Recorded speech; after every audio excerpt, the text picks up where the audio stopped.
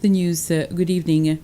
Tomorrow is the main polling day where most voters in Seychelles are expected to cast their votes in all 26 electoral districts across the country.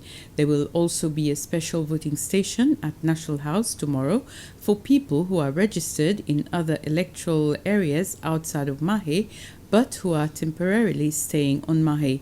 Voting started yesterday at special voting stations and also on some outer islands. And today voting has taken place on the outer islands of Astov, Île aux Vaches, Frégate, and several other smaller islands. And tomorrow will be, as I said, will be the main polling day in the presidential and National Assembly elections. Polling will take place on the three main islands, Mahé, Praslin and La Digue, as from 7 a.m. to 7 p.m. Yesterday, voters cast their votes at special polling stations and on some outer islands. Some streets in Victoria will be closed as of 7:45 this evening to prepare for elections tomorrow. The main streets affected are Palm Street and the 5th of June Avenue, and the whole area where the election commission is based will also be sealed off. ASF Antoine Denous, who is responsible for traffic in the police department, has indicated that this closure is being done to secure the premises. And in regards to voting, the voters of Saint-Louis will vote at the polling station located in the English River Creche School, while residents of Montbuxton will vote at the English River Secondary School. Delegates from the East Africa Standby Force Election Observer Mission today met representatives of the LDS to discuss issues relating to the elections.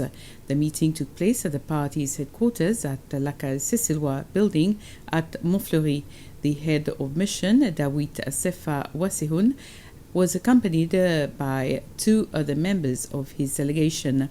They had discussions with Mr. Jean-François Ferrari, who was representing Mr. Weval Ramkalawan, who had gone to La Digue.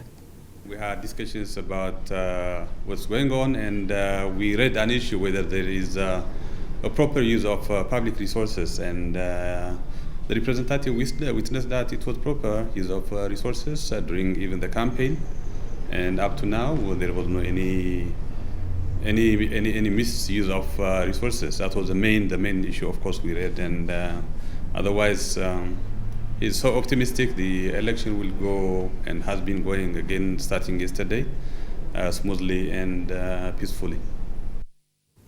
The East Africa Standby Force also paid a courtesy call on the Secretary of State for Foreign Affairs, Ambassador Barry Faure, and the Principal Secretary for Foreign Affairs, Dr. Marina Confé.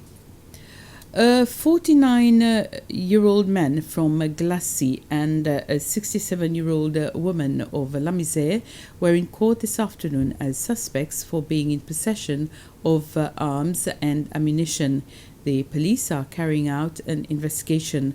Following information considered as credible, the police launched an operation at the residence of the number one suspect, a 49-year-old man, early this morning.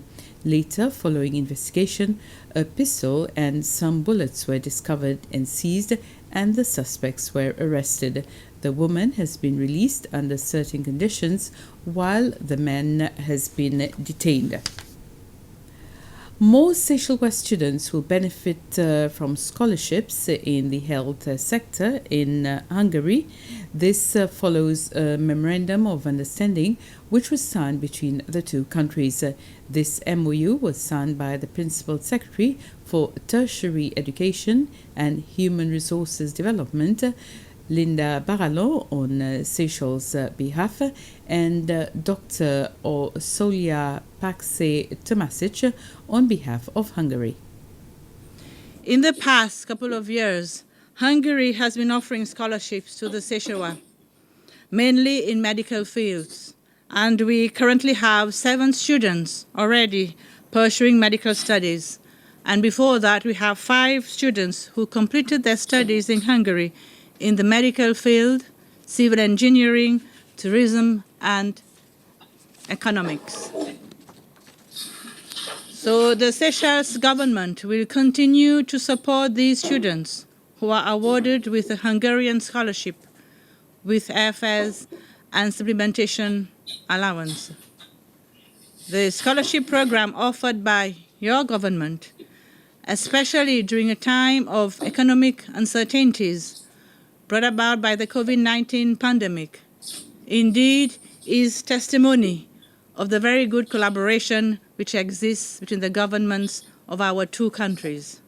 So on behalf of the Ministry of Education and Human Resource Development, I would like to take this opportunity to express my sincere appreciation to the government of Hungary for its valuable support and generous contribution to the development of the human capacity of the Seychelles, indeed a very small island developing state.